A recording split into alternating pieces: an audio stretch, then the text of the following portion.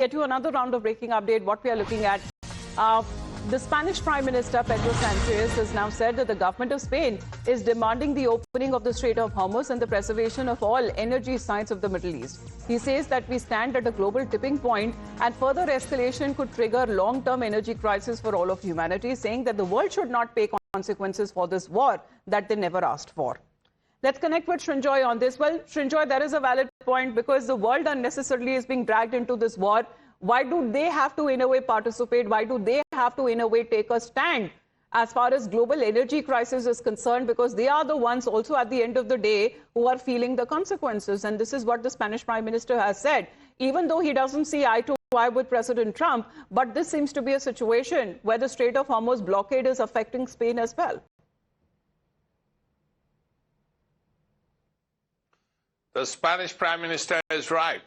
Prime Minister Sanchez talks about keeping the Straits of Hormuz open and ensuring that all infrastructure that relates to oil, that relates to power, are not struck. Because he's right. He says that if you hit refineries all over the Gulf, as could well happen in the next few days after the deadline ends, in case the power plants in Iran are hit, then refineries, power plants would be hit all over the Gulf. Now darkness will fall, literally and metaphorically, because that would mean a difficulty in refining petroleum. Then there would be difficulties in electricity, because what happens then? Then the biggest problem is a problem of power. No refineries, no electricity, no desalination plants. This is catastrophic for people in the Gulf and for a larger population. The world will suffer because this will mean high petroleum prices. The world and also India is still very far away, a decade away from a green economy. Now, if the green economy is far away, we are oil dependent. For our cars, our refineries are important, for our chemicals, for fertilizers, all of that will require petroleum. And if the refineries are down, then there are serious problems. Right.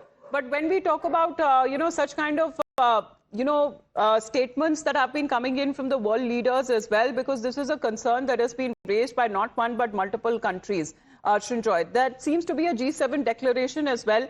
Let's also, in the meantime, put out that breaking update for our viewers, because they have now issued this declaration for the G7 foreign ministers on the support for Middle Eastern partners. And this declaration, as far as what they have been saying, that in accordance to the UN Security Council resolution, they want and they have been condemning the strongest possible terms of the irresponsible attacks carried out by the Iranian regime against civilian population and infrastructure. And in Saudi, in Bahrain, in the UAE, in Iraq, Jordan, Kuwait, and Oman. And however, the main crux here seems to be when it comes to reaffirming the importance of preserving maritime routes and navigational security, particularly the Strait of Hormuz and all the associated key waterways. So, Akansha, this seems to be the main concern that has been raised by the G7 foreign ministers as well. Free navigation, and as far as opening of the Strait of Hormuz, the blockade to be removed is something that they have been wanting. Absolutely. You see, at a time when the Strait of Hormuz is partially blocked, and Iran is saying that in the next few hours it will be completely blocking the Strait of Hormuz if the power plants in Iran are attacked. This is a statement that has been put up by the G7 foreign minister of Canada, France, Germany, Italy, Japan, UK and US, and high representatives of European Union as well. They have expressed support to their partners in the Gulf region, saying that this was an attack by the Islamic Republic of Iran as well, going on to condemn in the strongest terms the reckless attack against the civilians and the infra there as well, including energy infra in Bahrain, Kuwait, Oman, Qatar, Saudi Arabia and UAE. Also going on to say that Iranian regime's attack against these states also threatened the global security. We call for immediate and unconditional cessation of all the attacks by Iranian regime. We reaffirm the importance of safeguarding. Most important point is maritime routes and safety of navigation that they have set, including the Strait of Hormuz and all the associated critical waterway, as well as the safety and security of the supply chains and the stability of the energy markets as well. So as far as the G7 countries are concerned, their foreign ministers have issued this statement that includes Canada, France, Germany, Italy, Japan, USA and European Union, saying that there should be, in fact, the free flow of vessels as far as the Strait of Hormuz is concerned. There should be safety of navigation in that key waterway, and they've called the attack by Islamic Republic of Iran unjustifiable attacks on the Gulf countries. Right. Thank you, Akansha, for that. Srinjoy, will this in a way drag other countries as well into this war that they never asked for? Because these are the foreign ministers: Germany, Canada, US, France, Italy, Japan, UK, high representatives of European Union. They have been expressing their support in the partners of the Middle East because at the end of the day, they need them for their oil and for energy needs.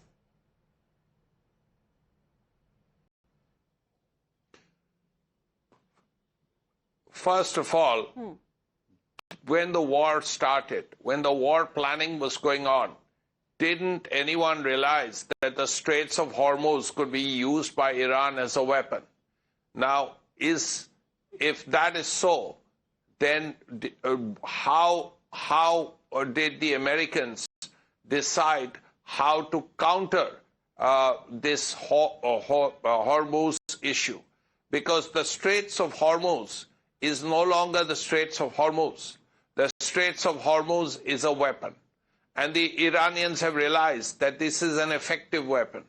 So they can open it when they want to.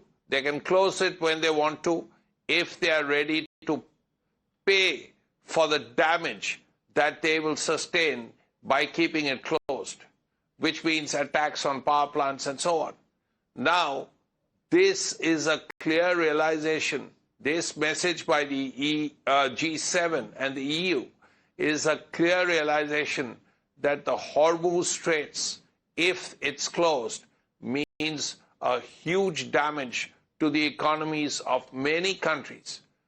Many of these countries are dependent on oil. Yes, the French use about 80% of their electricity through nuclear power plants. But that apart, they have cars, they have other reasons for using petroleum. So all these countries will be affected badly, as will people like in India. Now, the Straits of Hormuz stay closed, then the Americans hit the power plants in Iran, the Iranians hit back and hit refineries, power plants, desalination plants in the Gulf. It becomes an area of darkness. Now, if all of that happens, then everybody suffers. The people of the Gulf suffer, Iran suffers, the Indians in the Gulf suffer, the world suffers in different ways. This is looking at a catastrophic situation. Now, these 24 hours are very critical. How this can be avoided remains to be seen. But at this point, the Straits of Hormuz becomes a weapon that the world is becoming very apprehensive about. Absolutely. And the apprehension seems to be showing as far as across the markets is concerned. So this is once